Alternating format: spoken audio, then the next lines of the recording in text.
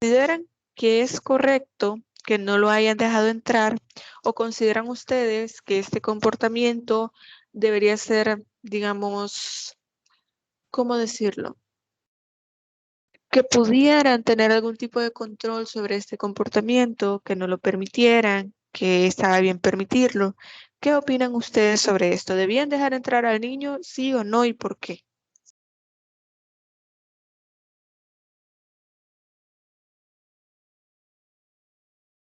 Si quieren, pueden encender su micrófono y vamos a ver, vamos a escuchar a Laura. Sí, buenos días, Liz. Bueno, Buenos considero de días. que al niño sí se le tenía que dejar entrar, ¿verdad? Por el simple hecho de que él estaba cumpliendo con la regla y con el uniforme, independientemente si... obviamente nosotros entendemos pues el contexto, ¿verdad? Los estereotipos que se enmarcan en la educación y cómo la escuela los establece en base a esa educación como bien reservada, sin crear mucho conflicto. Entonces se entiende como la situación por el hecho de como eso lo que falta, la deconstrucción, pero sí considero que se le tenía que dejar entrar. Muy bien, muchas gracias, Laura. Y fíjense, en este colegio ellos no utilizaban uniforme. Es decir, para ellos utilizar, bueno, para nosotros más bien, utilizar uniforme tiene un significado que es tratarnos a todos igual, sin importar si es niño, niña, etcétera, tratarnos a todos por igual y de alguna manera tener como el logo, el emblema de la institución, digámoslo así. Pero en esa escuela donde estaba estudiando el niño, no utilizaban uniforme, es decir, él llegaba con falda que la mamá decidió decir, sí, está bien, el niño va a utilizar esa falda, va a utilizar el cabello largo, etcétera, pero no lo dejaron entrar.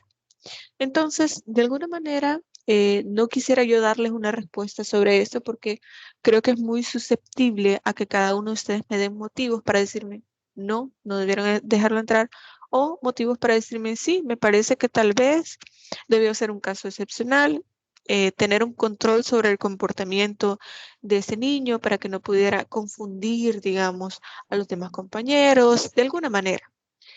Pero para que ustedes vean lo importante que es respetar los gustos, respetar la individualidad de las demás personas. Entonces, la escuela es un medio que tiene un rol socializador y formador, porque de alguna manera nosotros ahí aprendemos a comportarnos, a cómo tratar a los demás, cómo tratar a los compañeros, cómo socializar con ellos.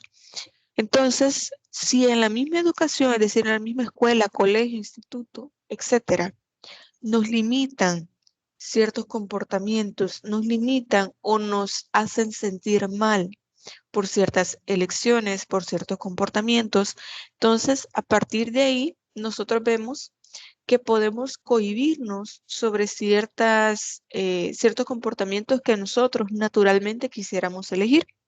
Es decir, si a mí me gusta, por ejemplo, el color negro, y yo digo, no, es que a mí me gusta el color negro, pero por ser una niña en ese momento de estar estudiando, a mí me tendría que gustar el rosado, y solo por eso me van a ver mal. Y ustedes pueden decir, ay, pero qué exageración está diciendo la ley. Solo porque le guste un color diferente, no van a tratar así a alguien. Pero créanme, hay ciertos documentos y espero poder traerles a una persona que se dedica precisamente a hacer investigaciones en el área de educación sobre esta idea de género que les puede decir que estas cosas pasan. Han hecho varias investigaciones sobre este tipo de comportamientos y se van a dar cuenta de la importancia, del impacto que tiene precisamente la educación sobre los comportamientos de los niños y de las niñas. Entonces, en esta currícula de educación que yo les mencionaba, es decir, en todos los ejes que se toman en consideración para saber cuáles son las materias que se van a llevar, qué contenido debe llevar cada materia, cómo se va a desarrollar cada materia, cuáles son los valores que se van a desarrollar, por ejemplo, los días cívicos, etcétera. El Ministerio de Educación creó un plan de igualdad y prevención de violencia de género y es considerada como una herramienta que puede ayudar a la transversalización de género en centros educativos de manera ordenada y sistemática. Es decir, desde la educación, lo que nosotros tratamos es educar para una verdadera igualdad y sobre todo para prevenir la violencia de género. Imagínense que tenemos que educar desde que son adolescentes o niños a las personas para que la violencia no exista. Y no solo violencia de género, violencia tal cual. ¿Por qué? Porque sabemos que existe mucha intolerancia, mucha frustración en muchos casos en las personas por diferentes motivos. Puede ser por cuestiones de desempleo, de pobreza, no sé, de desintegración familiar. Pueden ser muchos los motivos que puede llegar a generar hostilidad en las personas, intolerancia en las personas y por lo tanto esto se ve reflejado o materializado en violencia, ya sea en violencia de género, violencia intrafamiliar. Es más, vamos a ver más adelante cuando hablemos directamente de la violencia, que a veces la violencia comienza desde que los niños están pequeños, tratando mal a, digamos, a seres más pequeños, en este caso pueden ser a sus mascotas, a sus animalitos, los golpean, los maltratan, porque ellos, los niños, reciben violencia y una manera de poder trasladar ese sentimiento es poder golpear o maltratar a sus mascotas. Esa es una manera en que ellos tienen para desahogar esa forma de violencia que ellos reciben o que ven del padre a la madre o de la madre a otra persona dentro de la familia, etcétera. Pero ya vamos a ver como el análisis psicológico de esa idea de violencia, porque ese tema lo vamos a desarrollar en otra clase. Entonces, esto es parte de lo que ha hecho el Ministerio de Educación y a través del Fomilenio 2 en el año 2019. Y tenemos también una política de educación e igualdad de género del Ministerio de Educación que tiene por fin educar al pueblo salvadoreño sin discriminación de género, aplicando principios rectores como la igualdad de derechos, la equidad, la no discriminación, la corresponsabilidad, la laicidad y el desarrollo humano social en todo el accionar del Ministerio de Educación y en coherencia con el marco legal que esté vigente y el marco filosófico que haya adoptado el Ministerio de Educación. En este caso, como ustedes pueden ver, todas estas políticas nosotros deberíamos haberla visto en el momento en que estudiamos y se les pregunto, ¿cuántos de ustedes recibieron una materia que tuviera que ver o un tema, desarrollaron algún tema que tuviera que ver con igualdad de género? ¿O alguna vez escucharon esta política de equidad e igualdad del Ministerio de Educación? Seguramente la mayoría de ustedes me va a decir que no, que como tal no la vio, que si vieron valores, que vieron los días cívicos, etcétera. Pero como tal, en la materia de orientación para la vida se desarrollan algunos temas de educación sexual, de educación reproductiva, pero sobre la igualdad de género se habla poco. Siempre se parte de la idea de que la igualdad es que todos debemos ser tratados de la misma manera. Y ya vimos en la clase pasada, en la clase que tuvimos el viernes, estuvimos hablando que la igualdad no se trata solamente de eso. Hay que tomar en cuenta las diferencias y las semejanzas que tenemos para poder saber cómo debemos ser tratados. Y bueno, con la entrada en vigencia de esta política, se busca erradicar las desigualdades entre hombres y mujeres que existen en el sistema educativo nacional, las cuales constituyen un instrumento normativo orientador de los servicios, actuaciones, procesos, estructura, organización y funcionamiento de este mismo, es decir, del ministerio, que permita avances sustantivos en la construcción de la ciudadanía plena, democrática y favorecedora, del desarrollo económico y social del país. Todo esto, ustedes me van a decir, pero Mireli, ¿cuáles desigualdades en el sistema educativo nacional? Nosotros no vemos ninguna diferencia. Lo que sucede es que debemos ver el marco histórico, de dónde viene o para qué se crea esta política de equidad e igualdad de género en el Ministerio de Educación.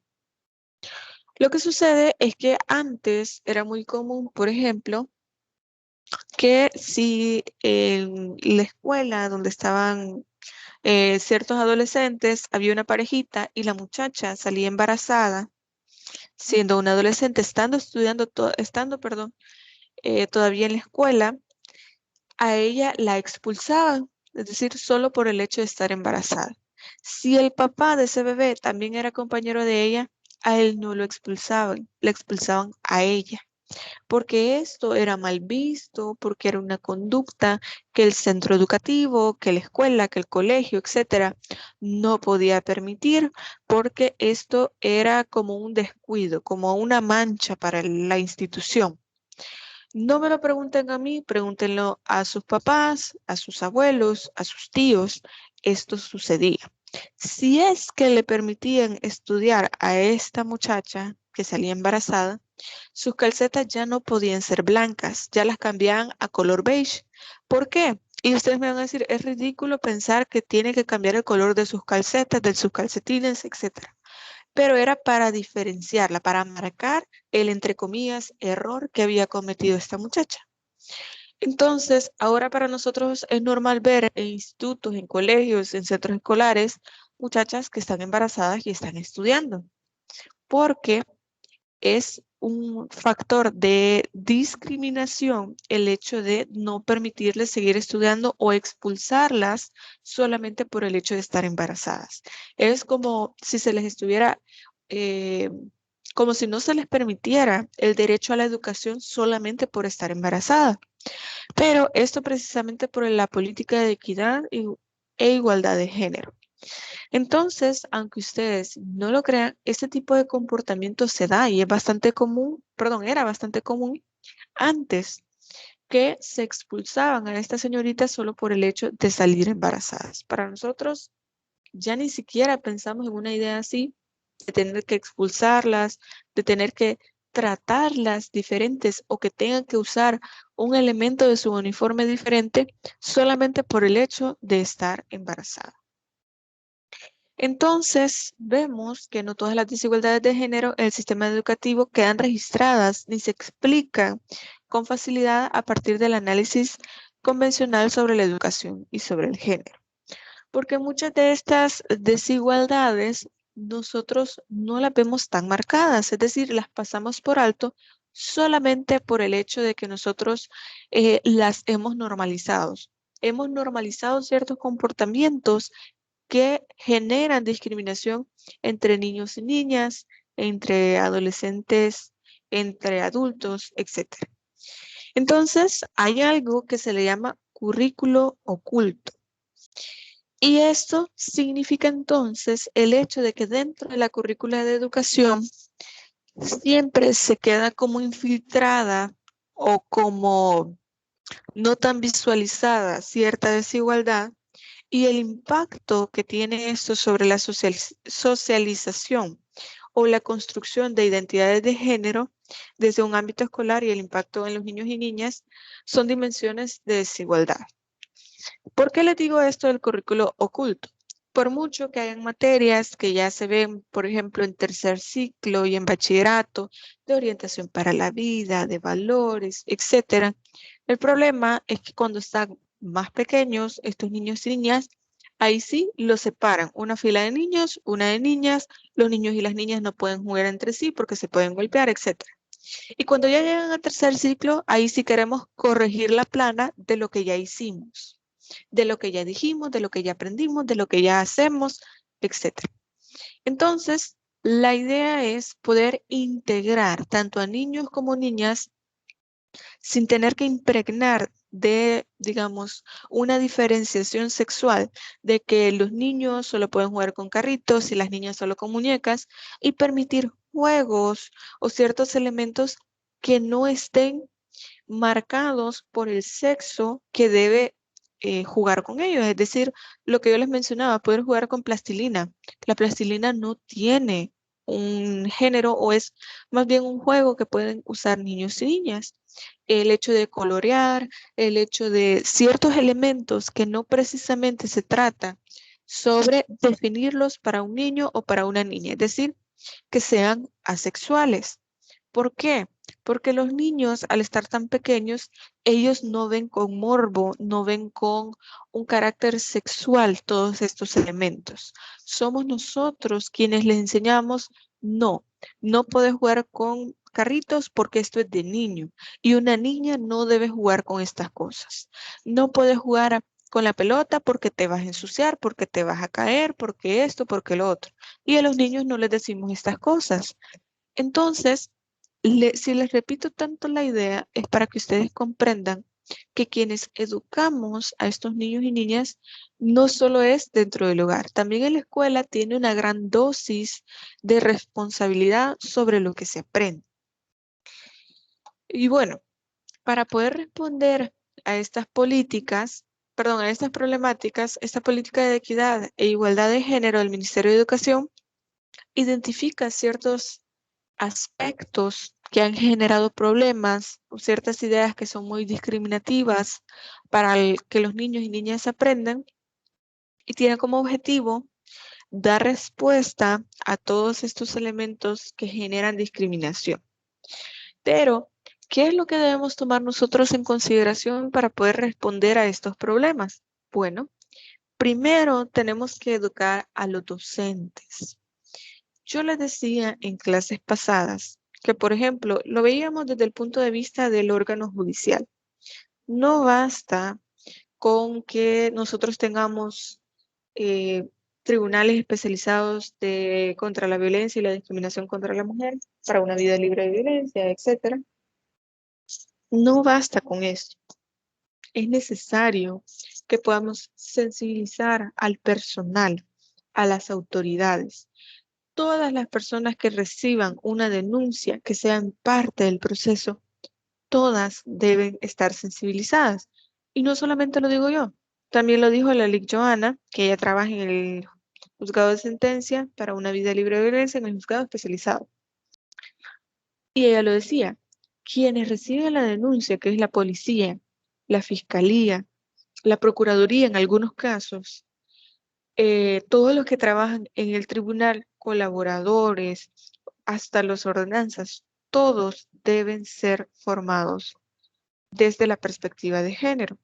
Y en este caso, hablando de la educación, entendemos que también los docentes y todos los que forman parte del plantel de la escuela, colegio, instituto, centro escolar, etcétera, todos deben ser sensibilizados en género.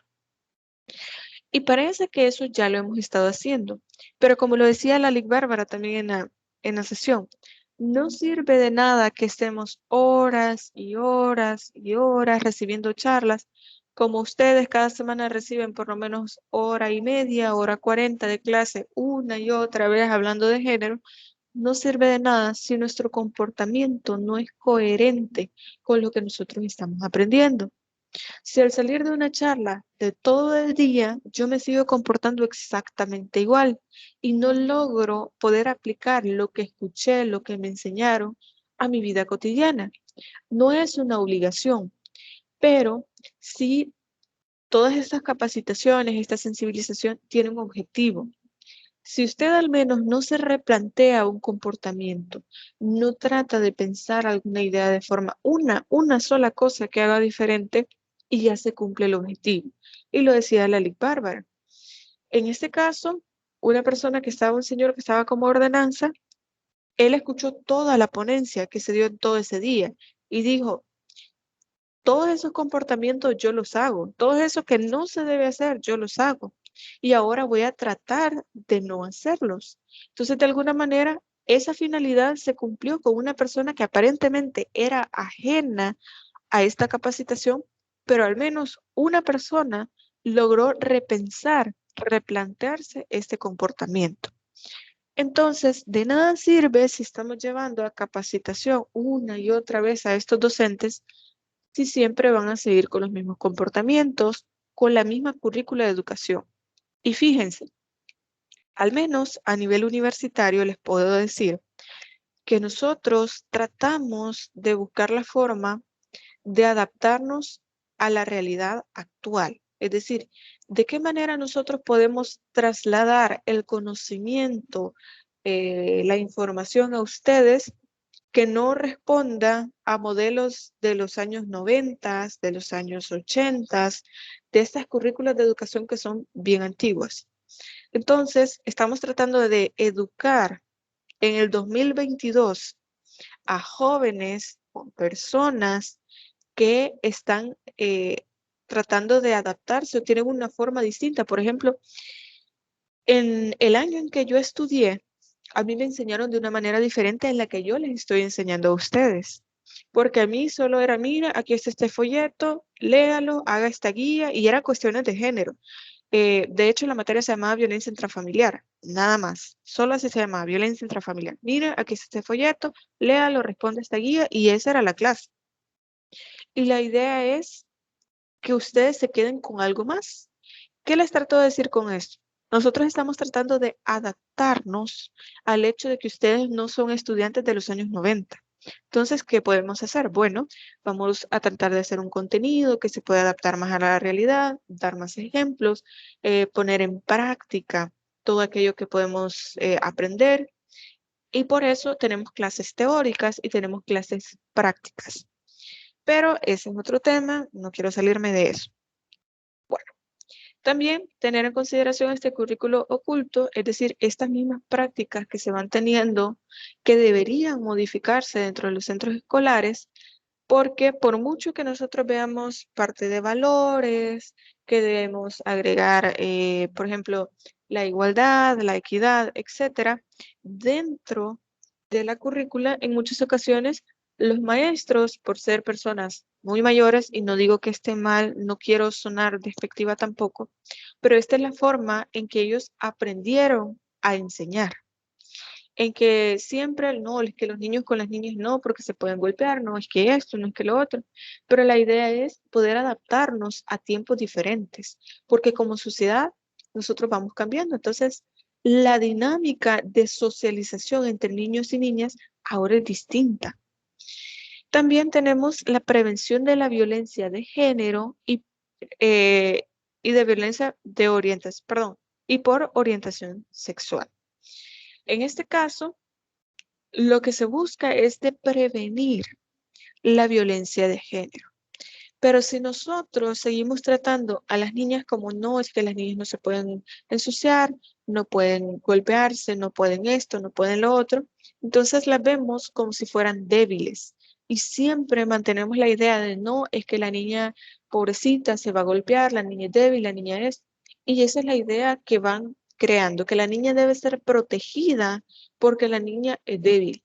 En cambio, los niños los dejamos hacer lo que quieran porque son niños. Ahí es donde vienen, como les digo, estos estereotipos y al final, en vez de prevenir la violencia desde la raíz, diciendo que todos somos iguales, que no podemos tratar o maltratar a otra persona porque sus ideas sean diferentes, porque sea una niña, porque sea un niño, etc. Y tampoco podemos discriminar la orientación sexual de alguien. Por ejemplo, cuando ya son adolescentes y comienzan a manifestar su orientación sexual, no podemos discriminarlos porque sean gays, porque sean lesbianas, por mucho, como les digo, que no compartamos la diversidad sexual, pero si una persona manifiesta este gusto o esta preferencia, esta orientación sexual hacia un género diferente, o más bien hacia el mismo género en este caso, no podemos discriminarlo por eso.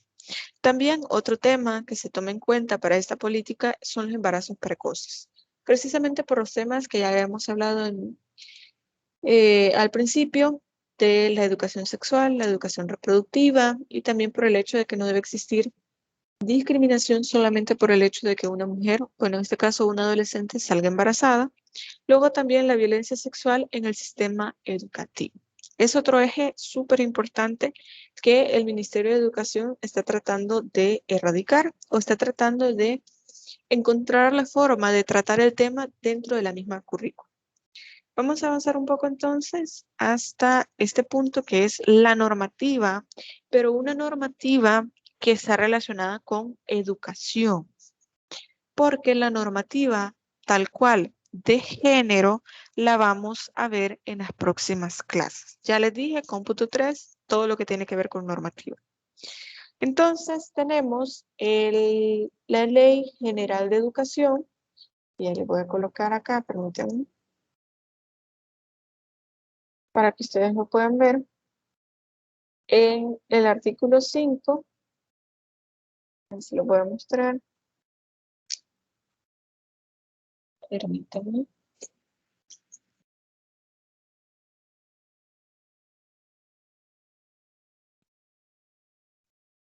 Aquí está, ya se lo voy a compartir la pantalla para que ustedes lo puedan ver.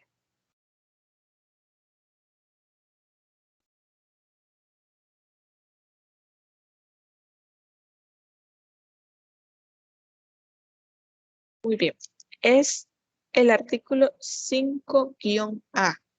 Dice, el Ministerio de Educación impulsará dentro del Sistema Nacional una política, permítanme, una política de equidad de género que deberá incluir medidas específicas que tendrán como objetivo la eliminación de todos los obstáculos que dificulten la igualdad efectiva entre los alumnos y las alumnas. Como ustedes pueden ver, se habla de igualdad efectiva, es decir, no igualdad solamente desde la ley, sino una igualdad que pueda ser tangible, que pueda ser lograda, que no se trate solamente de un ideal regulativo, el hecho de lograr esa igualdad entre alumnos y alumnas.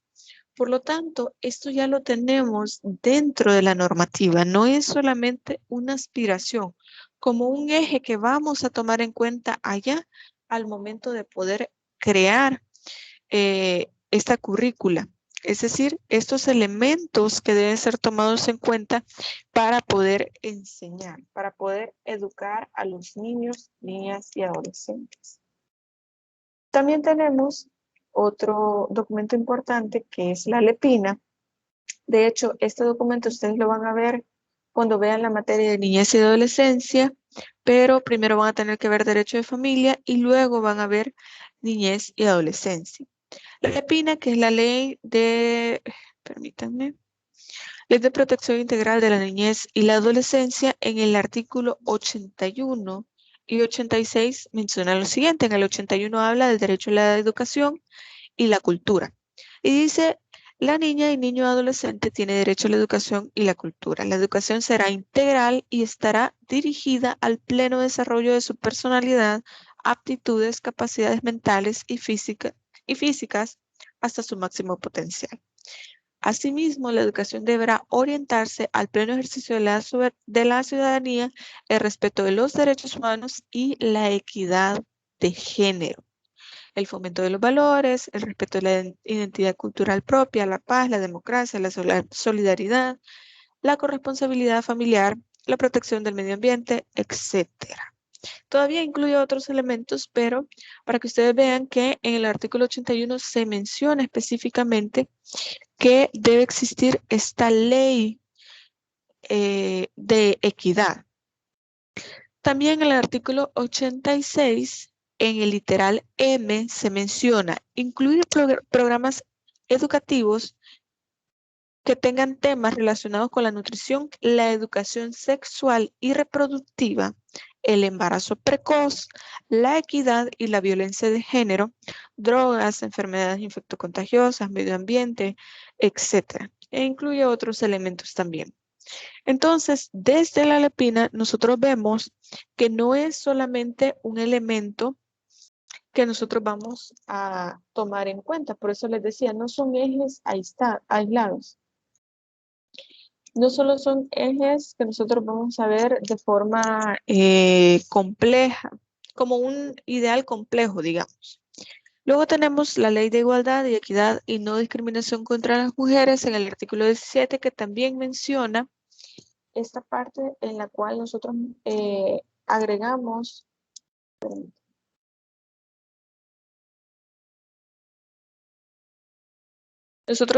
nada más un tema de que solamente porque se trata de mujeres, entonces todos los derechos van a ser para ellas y desde la educación debemos entenderlo así. En el artículo 17 se menciona, ya les voy a colocar acá, perdón, criterios que orientarán a la educación para la igualdad y la no discriminación de las mujeres y hombres. Y dice el propósito de la educación para la igualdad y la no discriminación de hombres y mujeres perdón, deberá expresarse en las esferas de atención señaladas en el artículo anterior que menciona que la educación es uno de ellos, tomando en consideración, entre otros, los criterios que se citan a continuación, que es la igualdad en la oferta educativa sin discriminación de género, el acceso real e igualitario de mujeres y hombres a todas las modalidades y niveles del sistema educativo, la eliminación del lenguaje sexista, el reconocimiento de las contribuciones históricas de las mujeres, el desarrollo de las actitudes de corresponsabilidad entre hombres y mujeres, la prevención de la violencia contra la mujer, el respeto de las diferencias étnicas, culturales entre hombres y mujeres, la eliminación de actitudes discriminatorias basadas en factores étnicos, sociales, raciales, religiosos y discapacidades, entre otros. De hecho, son 13 numerales que ustedes van a encontrar en este artículo que desarrollan precisamente todos estos elementos. También tenemos, y si se los voy leyendo nada más de una manera, digamos, ilustrativa, para que ustedes vayan viendo cómo es que se van integrando este elemento de la educación en todos los factores normativos. Como les digo, la educación es un eje importante, no solo en la socialización, sino también entendiendo que a partir de ahí podemos aprender o desaprender cuestiones que tienen que ver con el género.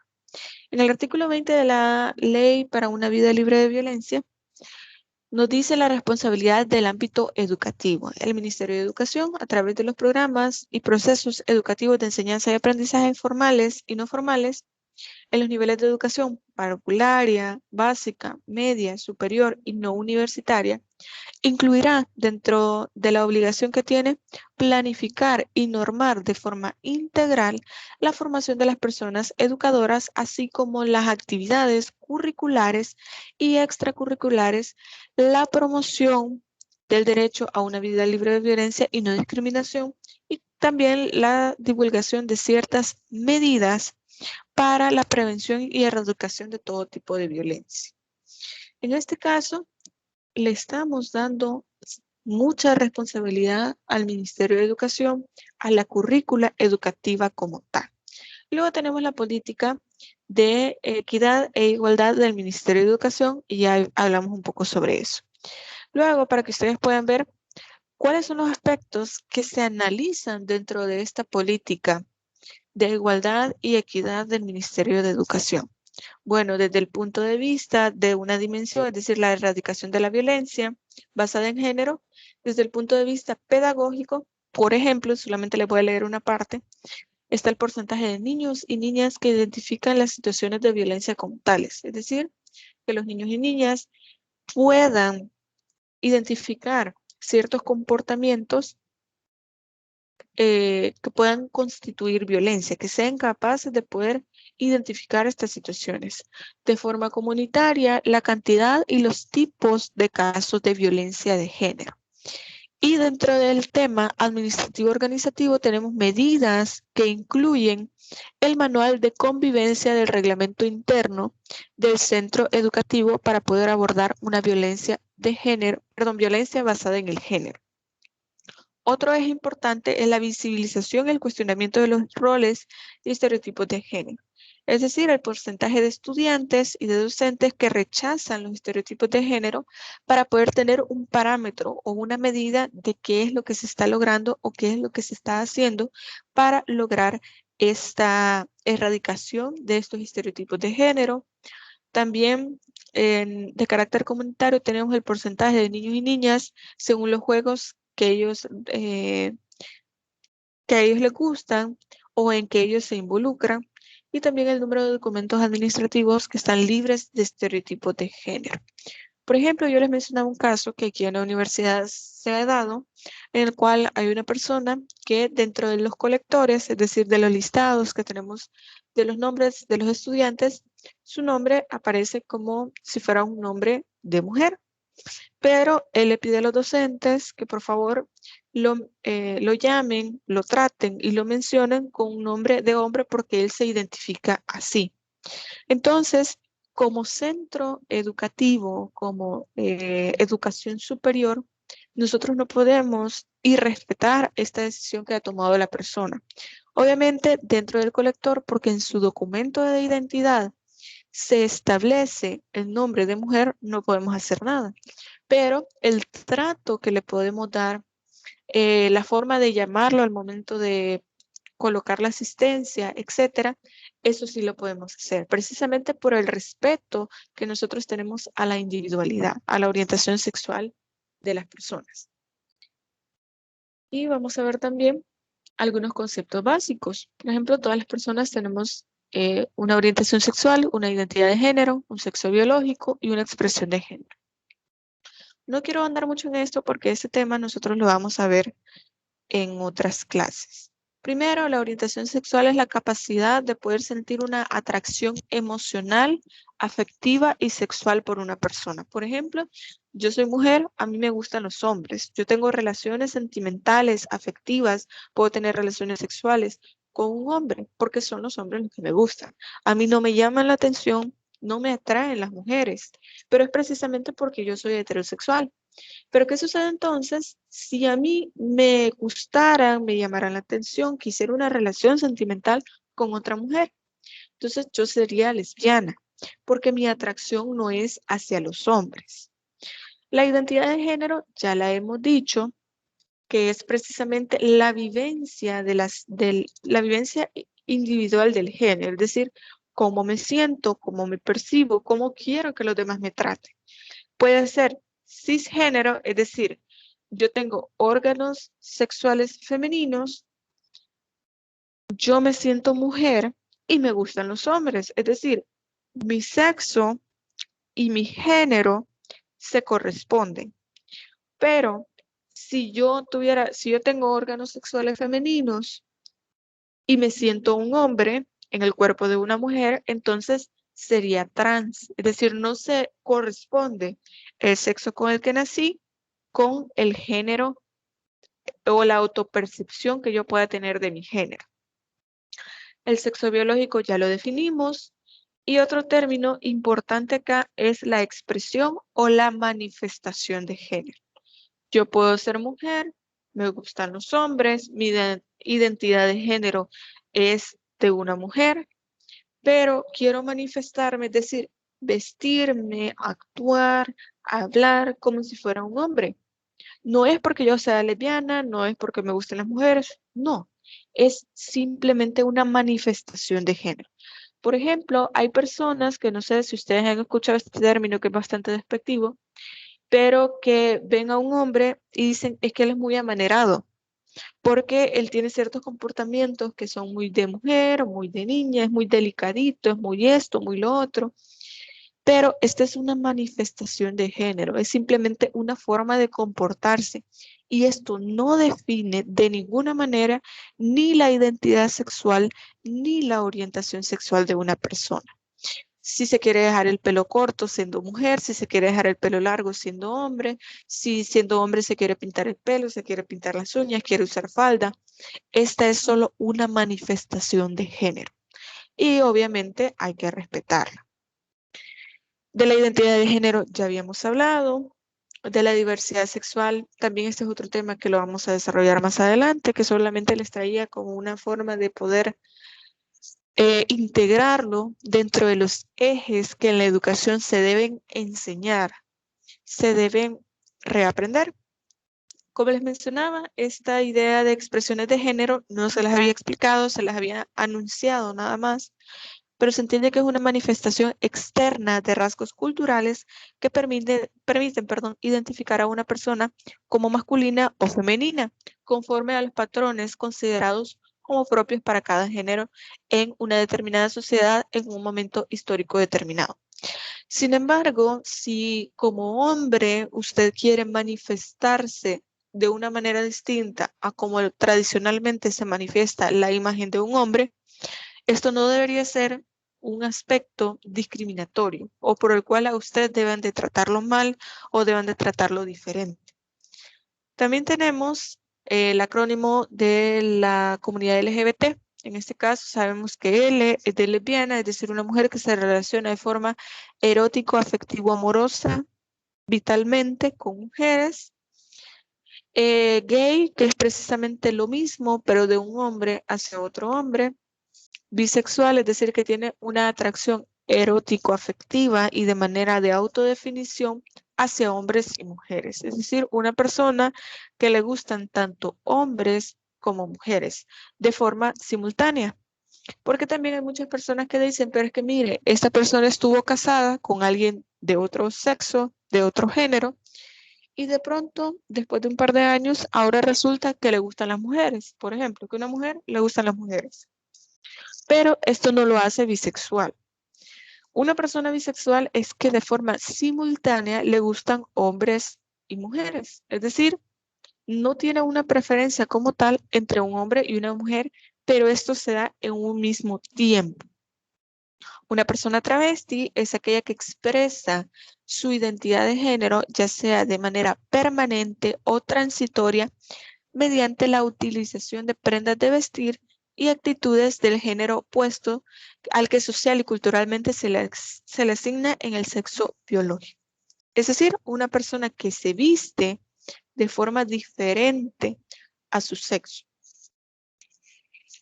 Luego tenemos las personas transexuales, que es una condición humana por la cual una persona, habiendo nacido con un sexo biológico determinado, tiene una identidad de género, es decir, un sexo psicológico distinto al que le corresponde. En este caso, la condición de ser transexual no depende si se realiza o no una reasignación de sexo. Es decir, una persona puede ser transexual sin el hecho de que se cambie de género.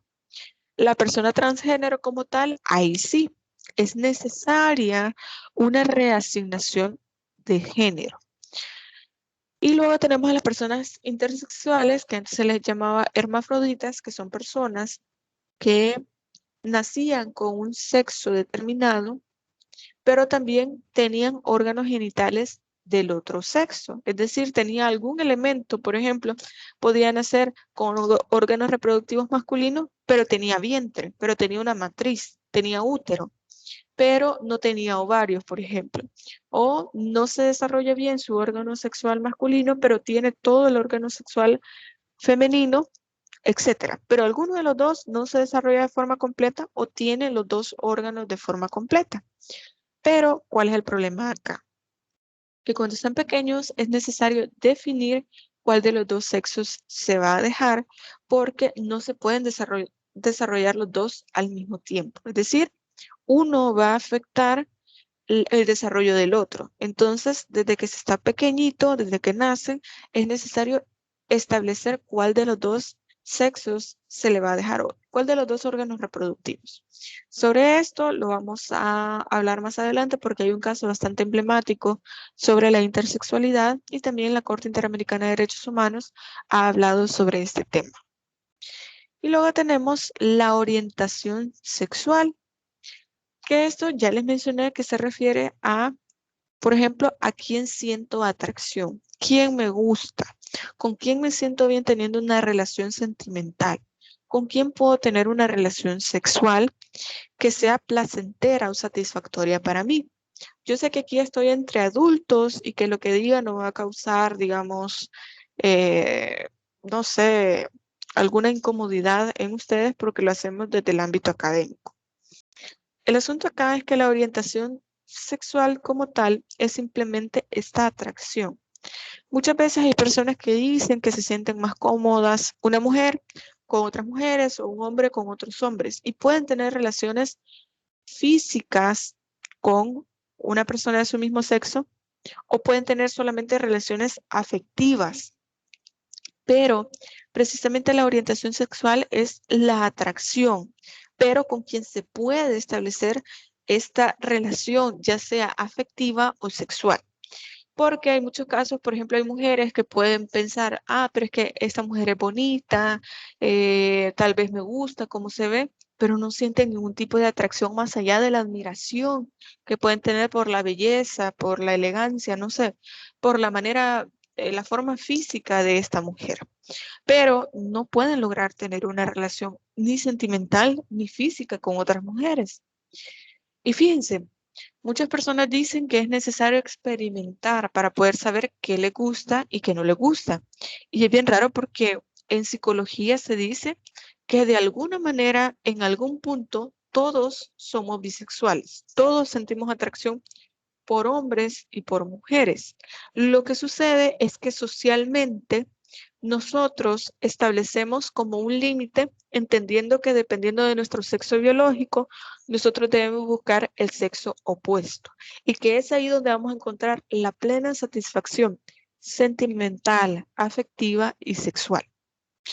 Pero no en todos los casos se puede lograr, por eso hay muchas personas que nosotros lo vemos y es un hombre, tiene órganos sexuales masculinos, se ve como un hombre, se comporta como un hombre, pero le gustan otros hombres, por el simple hecho de que su identidad de género es de un hombre, su sexualidad o su sexo biológico es de un hombre, pero su orientación sexual no tiene nada que ver con su identidad de género.